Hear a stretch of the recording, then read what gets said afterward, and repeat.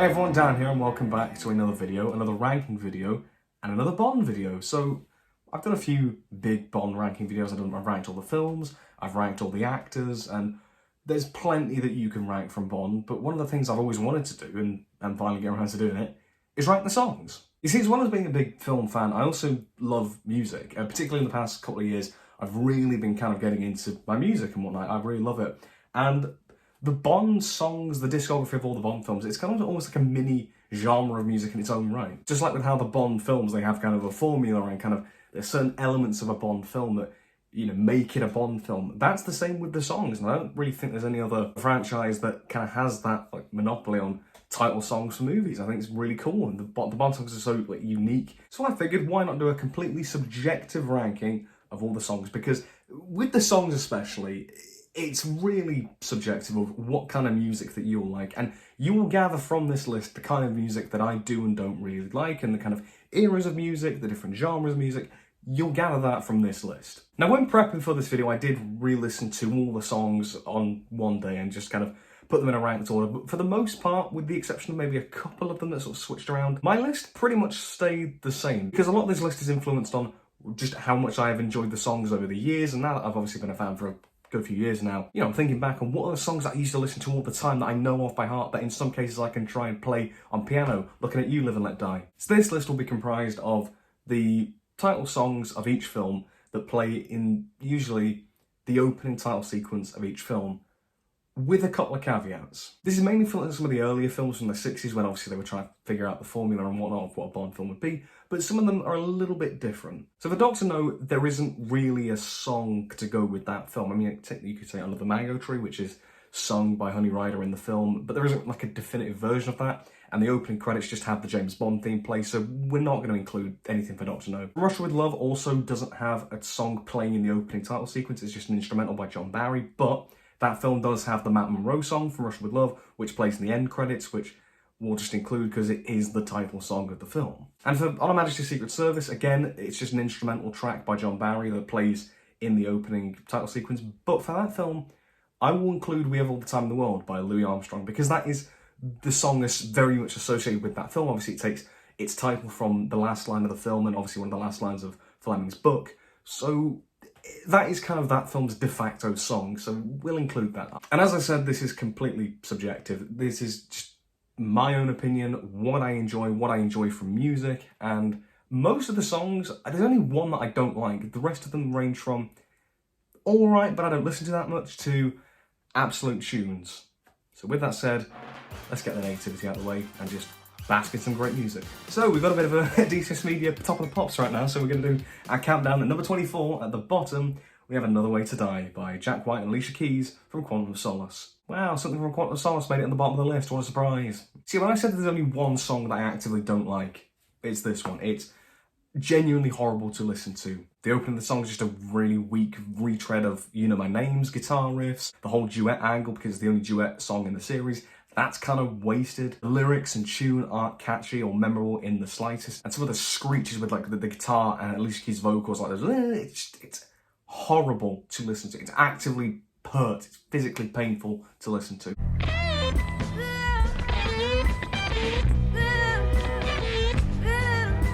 Mother of God, it's all toilet sounds. I never really listened to this song. It's had no cultural impact. It's just crap. A bit like the film. Number 23, we have Tomorrow Never Dies by Sheryl Crow, which I don't dislike the song. I don't dislike any of the songs as such moving forward.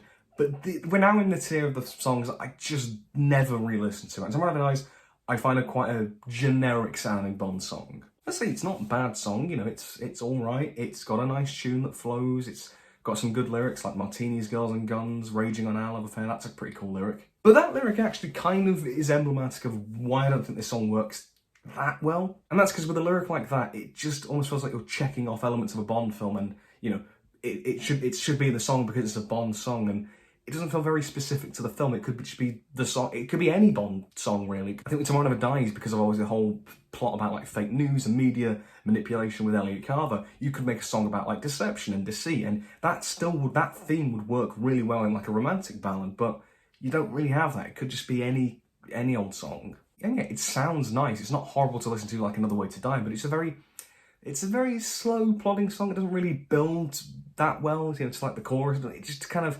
flows, and there's just not a lot to it, really. Number 22, we have the weakest of the Shirley Bassey trilogy, Moonraker, which, you know, obviously Shirley Bassey did 3 Bond songs, the most of anybody on this list, and this is the one that nobody ever talks about because it's like no one's favourite Bond song. I've never seen it ever top a list of anybody's. And I almost feel like this is kind of the one Bond song where everyone is okay on dunking on it, because it's like Shirley Bassey's already done 2 great songs, and it's like, you're not going to hurt anyone's feelings by dunking on this song because Shirley, you've already done 2 great songs, so this one's alright to slag off. And that does feel a bit mean, because it's a pleasant listen. Obviously it's Shirley Bassey, so the vocals are going to sound nice, but like Tomorrow Never Dies, it's very nondescript. It could be the song of any Bond film, really. You know, the tune, it's nice to listen to, but it's just kind of wishy-washy and whatever. It doesn't really build to an exciting end. And that should be the case for Moonraker, the film where Bond goes into outer space. If there were a film that called for the most upbeat, funky, disco-y, techno song, it's this. You know, you really lean into the sci-fi angle. Have a bit of that like late 70s, early 80s funk or synth or whatever. It might make it a bit dated, maybe, but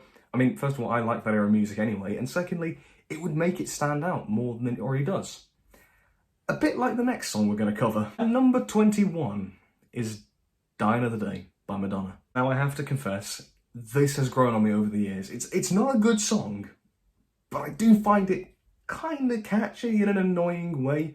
I kind of find it catchy, I can't lie. I used to have this with Another Way to Die as like the 2 absolute worst songs, the 2 that I didn't like, but I don't know, I kind of like it. It's a memorable tune, it is catchy. The auto-tune is horrible, I don't like that, and it is very dated. It does not feel like a Bond song, it feels more like a club song that you'd be raving to. But if this did come on in a club, I'd probably have a good time, not gonna lie. Like, it's catchy, even if some of the lyrics don't make any sense, like Sigmund Freud. It's like, what? And this song being over the title sequence of like Die Another Day, where Bond is being tortured for 14 months, that doesn't, again, it doesn't make any sense, but it's a charming song. It has a certain charm to it that I can't lie, it's kind of fun, but it's, objectively speaking, it is kind of crap. Cracking the top 20, we have, this really just feel like Top of the Pops now. Cracking the top 20, we have Writings on the Wall by Sam Smith from Spectre. Now, as you know, I hate Spectre as a film. It's probably currently my least favourite Bond film, but this song is not bad. For me though, I'm more polarised on this song. I find it a more mixed bag because I think some of the elements of the song are really good, but others just kind of let it down. Let's get the good out of the way first though. I think instrumentally this song is really strong. It has that kind of, you know, brassy orchestral feeling. It's very grand. I love like the opening, da da da da da, you know, the opening notes and whatnot. It's very Bondian and feels very appropriate. And, you know, the fact that I could hum that, it's catchy, it's memorable, it's distinct. For me, the main thing that I don't like really in the song are the vocals. I don't really care for Sam Smith's vocals in this song, particularly the falsetto just doesn't really work. And I'm talking as a Frankie Valli fan. I love me some falsetto when it's done right, but it doesn't work with this. It feels quite soppy, if anything, and I almost feel like the vocals are not powerful enough to match the scale of the instrumental. I think it's like they're almost at odds and they just don't mesh together, I don't think. But I know a lot of people do really like the song, and more power to you. It's just, it doesn't quite do it for me. I think it clashes too much for it to kind of, as a whole, really come together as a great song. Number 19, we have The Man with the Golden Gun by Lulu, which is a bit like Die Another Day. It is a really wild, kind of crap song, but I can't lie, I enjoy it. This song's catchy, you know, it's got that 70s funky beat to it, it's fun, it's catchy and whatnot. It's the lyrics of this song that are just wild. Like, I feel less like Bond songs and more like a crappy Elvis song that you get in like Blue Hawaii or something. He has a powerful weapon. Love is required whenever he's hired. What the hell? Who will he bang? What? Who came up with this? Yeah, I think that just proves what had this song. It's just mental, but it's really fun and catchy, and I enjoy it. Enough said. Number 18, we have a song that I remember when I was younger. I used to like it a bit more, but has gone down a bit, and I'm surprised. The One Isn't Enough by Garbage, which I think is a really good song. Now I'm getting to the ones I actually think are really good, but I don't know, I always remember this being like my favourite of the Brosnan ones, but not anymore. I think it's sort of like an improvement on what Tomorrow Never Dies was trying to do. I think it has that kind of slower pace to it, but I think it's got a bit more build to some of the, you know, like the chorus and whatnot. I like how the lyrics are kind of from the point of view of Elektra. You've got one of the lyrics is literally a quote from her. It's like, there's no point in living if you can't feel alive. That's a quote from Elektra in the film, and that's a lyric here. I think that's really kind of cool and something a bit different. But I think it's just more the case of it's maybe not one of the more memorable songs of the series. I don't know, but I just remember it being better than it was. I don't know, It's an odd one, but I didn't adore it. It's not a favourite, but I think it's very good. Number 17, we have the most recent Bond song, No Time to Die by Billie Eilish, which is interesting. Now that we're a bit further away from No Time to Die and the kind of hype around that film, we can sort of look at that film's impact and the sort of elements of that film, and like the song, for example, which, I don't know, I don't really think it holds up as such as like one of the all-time greats, like Live and Let Die or Goldfinger or Skyfall, even from if you go to more recently. I think it's a nice listen and whatnot. It's not awful, but it's almost a bit too low-key of a song. It's very, very low-key towards the start. And that's kind of the same with Eilish's vocals and the tune of it. It's very minimalist. I don't really think it quite has... That's what you want from a Bond song. I will say, though, I do think it ends much better than it starts. I don't think it builds very well towards the end, but I think it's almost not too little too late, but I just think if it had that tone throughout the whole song, I would have been more on board, but I think it's almost too quiet of a song, too subdued, too subtle, and you don't want that from a Bond song. It needs to be a big, loud, bombastic song, and it really needs to stick out in your mind, and I don't often go back to No Time to Die. It's not like a hummable song exactly, I don't think. At number 16, we have a song that, again, like More Is Not Enough, I thought would be a bit higher on the list, but isn't. And that is the first 60s song on the list, You Only Live Twice by Nancy Sinatra. Now again, this one is a bit of, another slower, ballady type that doesn't really have like a big crescendo, but it's more gentle listen. And this is admittedly one of the better versions of that style of song, but I don't know, I think compared to all the other great ones that really stick out, I don't know, You Only Live Twice doesn't quite get that. I don't know why. It's definitely a distinct tune, the da-da-da-da-da-da-da, it's very hummable. I think Sinatra's vocals are great. But I don't know, I think it is just the case that it is not as grand as some of the other ones and just not as upbeat, but it's a pleasant listen, no doubt. Number 15, we have what I would say is quite an underrated song from a very underrated Bond film, All Time High by Rita Coolidge from Octopussy. Now this one's a bit of a punching bag, and this is kind of one that often does get criticised for the thing that I have been criticising some of the other songs of being quite bland, generic, soppy love ballads, the ones that kind of just sort of a bit wishy-washy and just kind of just sort of flow along. I mean, when I was making this little playlist on YouTube, I used the one of All Time High from the Ted soundtrack, because in Ted, Mark Wahlberg there's a gag where he's like singing this is a bit of a joke of it's a really generic song that no one knows, and it's a funny scene, to be fair, but I don't know, I think it's a good song. And first of all, I love the opening lyric, All I Wanted Was a Sweet Distraction for an Hour or Two. That's a great song for a Bond song, because all Bond films are that, they are great distractions for a couple of hours, and on a meta level, I really like that. I don't really think it's generic. I think it's got a decent tune. I like it. I do think it builds very well to the chorus. It just feels quite triumphant and whatnot. I think I really enjoy listening to it. It's a great listen. Number 14, we have Matt Moreau's From Russia With Love, the oldest song on the list, and it's a very, obviously 1963, it's a very kind of Rat Pack era-esque song, like a Sinatra song or a Tony Bennett song. It's got that, it's very of that time, the kind of crusty, smoky singer voice, and it's a really smooth, elegant song, and it works for Bond perfectly. I love the lyrics, I love the flow of it. I know I've kind of critiqued some of the other songs for being a bit slow, but I think this one just gets it right. It just flows at a really nice pace, but then builds and builds and builds to a great crescendo at the end where Matt Monro belts out the final, note. Very Frank Sinatra-esque. It does kind of give you vibes of like My Way by Sinatra at the end, but it's a great song, and this came out before My Way, so there you have it. At number 13, we have Thunderball by Tom Jones, or as I used to know him as a kid, the man off The Voice, which I'm really ashamed that's all I knew him as for years. Anyway, we've got another 1960s Bond song, and this very much is following in the steps of Goldfinger, but it is fantastic. It's a proper bombastic song. I love some of the lyrics, and it really suits the character of Bond, I think. Stuff like he always runs while others walk, he acts while other men just talk. It's like it's about Bond, and it just really suits it. I love when it goes and he strikes bada-bada-bum, and then the kind of leading into the title of the song, it's just brilliant. And of course you have the ending where Tom Jones nearly apparently passed out when he recorded the song because he held that ending note. It's insane, but it's so good and so powerful. It's so bombastic, and these are the kind of Bond songs that I love the most. It's just the proper belters.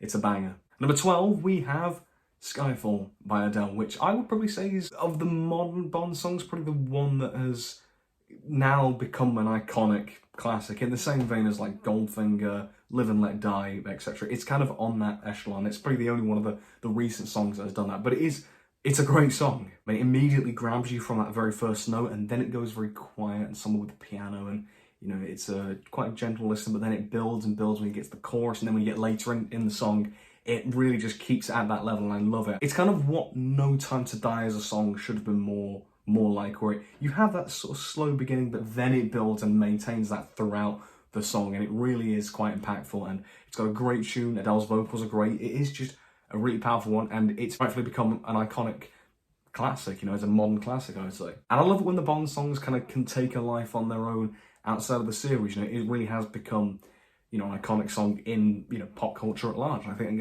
that's not something you can say about a lot of songs, particularly for me. A lot of the more modern songs, I don't think you can say that a lot about, like Another Way to Die, for example. Just missing out in the top 10, we have GoldenEye by Tina Turner, which is another bit like Skyfall, another modern classic, although it's saying it's modern because it is 30 years old. That doesn't feel right. How is 1995 30 years ago? That doesn't register. I wasn't even born in 1995. That doesn't make any sense. Anyway, yeah, this is my favourite of the Pierce Brosnan songs, and it just is. It has that kind of classic feel. You know, obviously you've got Tina Turner. Obviously, I suppose more well known in sort of the 60s, 70s, and 80s. But even still, you know, it has that kind of classic quality. So I really do love that. And for bringing Bond into the modern era with GoldenEye and its story, that feels appropriate, I think. And her vocals are just great. It has this kind of, you know, classy, elegant, but kind of sensual quality that, like, some of the Shirley Bassey songs had. You know, it has that, it rides that fine line. I think it's really, really strong. And the tune is really great. You know, it starts off quite sort of do. It's quite quiet, and then you get the bam. Half of this video is just me singing the songs in a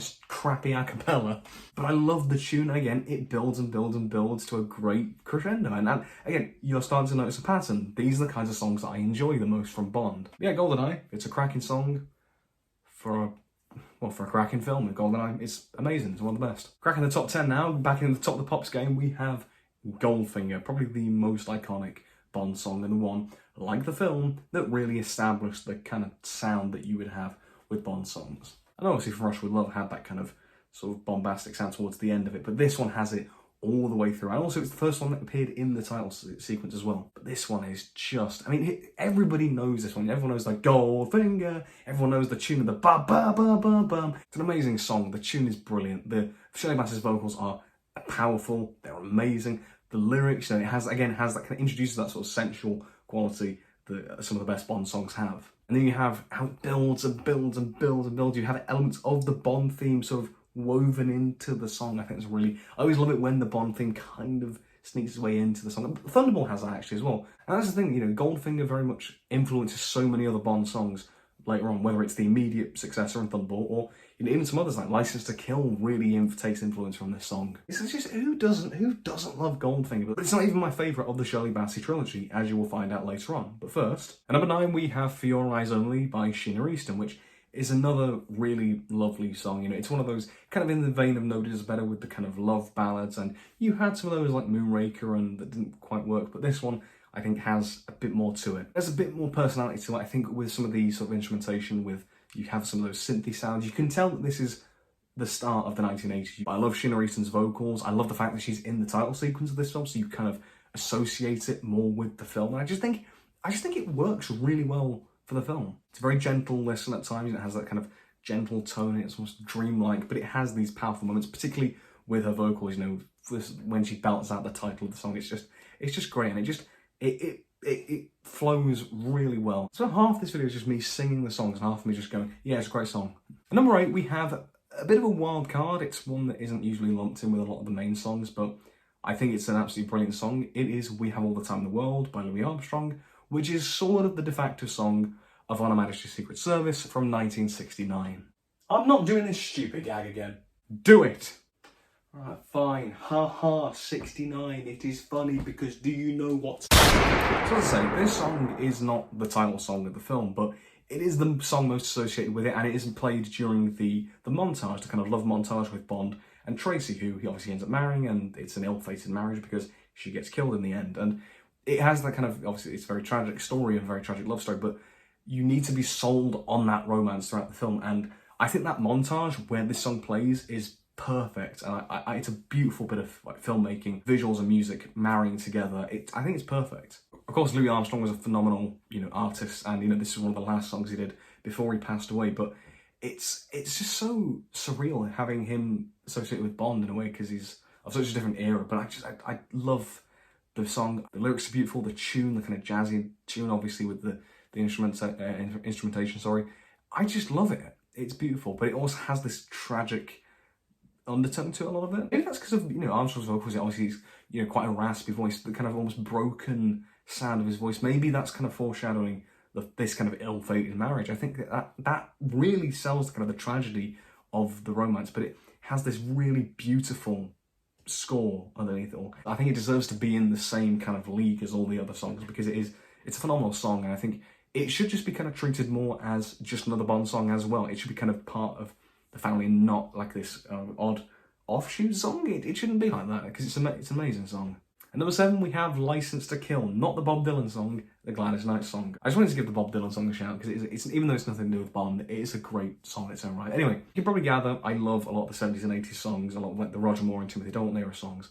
And this is fantastic. Actually, this is the first Dalton song we've had, isn't it? I love License to Kill. It's a proper, you know, 80s power ballad. It's really powerful, which I think suits, you know, the intensity of License to Kill, but also the way that this song not remixes, but kind of reworks classic motifs from the likes of Goldfinger. You hear that tune, you can hear it within the song, and it almost sounds not off, but it kind of sounds a bit off-putting because it's not quite how you remember it. I think that really works for a film that is Bond. It is still a Bond film, but it is a bit darker and it is a bit more off-putting, and that suits the darker, more violent approach that License to Kill as a film goes for. But as a song, it is just great. It builds and builds and builds, and you know, Gladys Knight's vocals are really powerful. It's a proper 80s power ballad, you know, of the late 80s and whatnot. And I love it. It's just great, you know. Again, I'd probably argue this is quite an underrated song as well, because I don't hear people here hating it.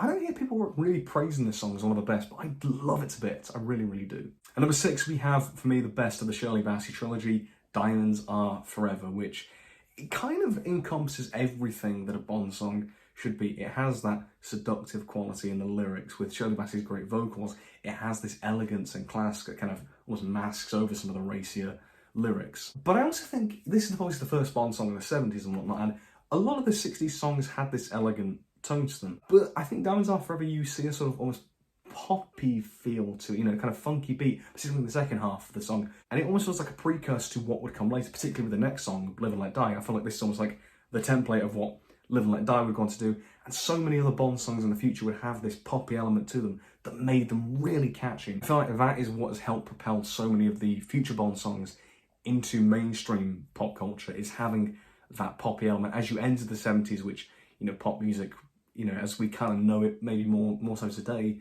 kind of comes into fruition. Not really much more I can say. It is just, for me, the best of the Shirley Bassey songs, and just kind of encompasses really, I say, everything that a Bond song should be, all the different qualities that, you know, many songs have. You all get it here in Diamonds Are Forever. Going from Sean Connery's last film to Roger Moore's last film, at number 5, we have A View to a Kill, which I honestly expected to be a smidge higher, to be honest, because I love this song to bits. It's one of my most listened to Bond songs. In fact, I actually rewatched A View to a Kill the other night, and when the titles come on and it's the crash into the song, it's just amazing. Obviously, after many years of like the kind of slower love ballads from, you know, Spy Love Me onwards, this is a real breath of fresh air. You know, obviously, you know, the kind of, you know, British pop new wave of the 80s with Duran Duran, a band that I already love anyway. You have this new, fresh, exciting sound that's very contemporary to the 80s, but I love it. I love the tune. It's so catchy, it's so energetic and fast-paced, and it's so great. I love the vocals, I love the lyrics. They're so kind of wild, but it really works. I just love it. I don't know, like I said, I just love this song, and I think having rewatched View to a Kill recently, and, you know, that song, that's what a great Bond song should do. It should get you excited for the film, even if the film is A View to a Goddamn Kill, one of the least energetic films in the whole series. The song is still fantastic. It's amazing. So you've probably gathered by now that a lot of my music tastes generally gravitate towards like the 60s, 70s and 80s. That's just my taste, you know, as someone born in the 2000s, that's unconventional, but it's just what I gravitate to. And a lot of the songs post 1989, they just don't really do it for me, nor it's just not an era of music that I'm passionate about, so therefore they are generally a bit lower. With one exception, and that is the Casino Royale song, You Know My Name, by Chris Cornell. This song does not have for me any right to be as good as it is, but it is just perfect. And to be above like A View to a Kill, which is like my era of music, I think that's incredible. But this song, for Casino Royale, the Bond origin story of Bond becoming Bond, it's perfect. And the whole like grungy rock vibe of the whole song, it works perfectly for a kind of rugged, rough around the edges secret agent, and not the kind of gentleman spy that he would be in the future films and whatnot. It's perfect for that. The lyrics are perfect. Some of them, you know, like, you know, I've seen this diamond cut through harder men. It's just stuff like that. It's just, that is Bond. It's like Thunderball, you know, how the lyrics really reflect who Bond is as a character. But this one is much better and obviously more specific to the Casino Royale story. That's the thing, when you can't imagine the song being for any other film. I can't imagine this working for anything else. That opening guitar hooks you immediately when it plays with the gun barrel in that film, and the way it builds and builds and builds, you know, it builds that amazing climax. It's just, I love it. At number 3, we have Live and Let Die. Bam! I owe half of my royalties of this channel to that damn song because of the Live and Let Die meme I made. Obviously, Live and Let Die, the first song of the Roger Moore era in 1973.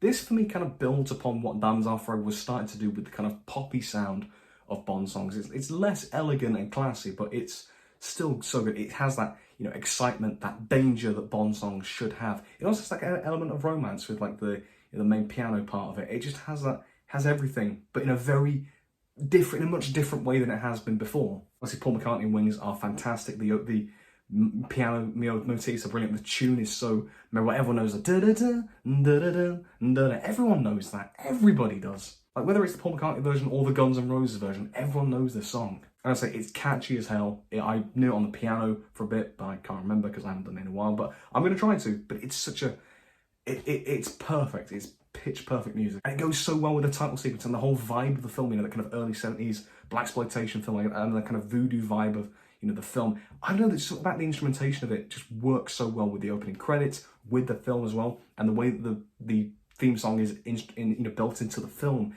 in terms of the score is great. Number 2, the runner-up, we have a-ha's The Living Daylights. This one, I've always loved it, of course. You know, it's that era of music that I love, but my God, this has shot up a lot. Like, this used to be a bit low, but this song is phenomenal. A bit like how Live and Let Die improves on what Diamonds Are Forever was doing, I think Living Daylights kind of takes the kind of new wave pop sound of View to a Kill and adds a bit more bite to it, adds a bit more danger and edge, which for Dalton's first film works perfectly. And I think, again, you couldn't take this and have it in another film. I think it just works perfectly for The Living Daylights. You have that danger, that edge, that kind of mystery, but it's so exciting and it's brilliant. It's one of the songs that really does get your blood pumping. I think there's a hell of a lot of range with the vocals, you know, from the lower notes to the very high, almost like falsetto you get into there. There's a hell of a lot of range there, and I love seeing that. And it's just such a good song, but it's not quite number 1. And I think we all know what number 1 is now, if you've not guessed already. That's not the end of the beginning. The end of the beginning goes like this. Glang, glang-a-lang-a-lang-a-lang-a-lang-a-lang. Glang-a-lang-a-lang-a-lang-a-lang. Nobody does it better. So yeah, Nobody Does It Better by Carly Simon from The Spy Who Loved Me. My favourite Bond film has my favourite Bond song. Of course it does. Now yeah, obviously nostalgia plays a part. The fact that it's part of my favourite film plays a part because I've seen it in the title sequence that many times. So it always gets me excited for the film. Whether it's the opening glang, clang-a-lang-a-lang-a-lang-a-lang, bit of the piano, which is amazing. Whether it's the vocals, and then after the first verse, it just builds and builds and builds, and then it's amazing. It's absolutely perfect. Kind of like what Diamonds Are Forever does. It has that elegance and class, but also that kind of poppy, catchy, upbeat sound, but I think more refined in this case, and it just is the perfect Bond song for the perfect Bond film. I think this is what influenced so many of the songs after it, you know, with, you know, Moonraker, For Your Eyes Only, All Time High. It influenced so much what came after it. And for good reason, because this was like, yeah, if you ain't broke, don't fix it. I can understand why. Because it encompasses so much of what makes Bond great. You know, you have this kind of mysterious angle of it. You have obviously the romantic element to it. You have the moments of triumph and, you know, excitement in the song. It just has it all. Dare I use the most overused pun when it comes to describing anything that you like in Bond? Nobody does it better than Carly Simon in this case. Seems like he only lived twice.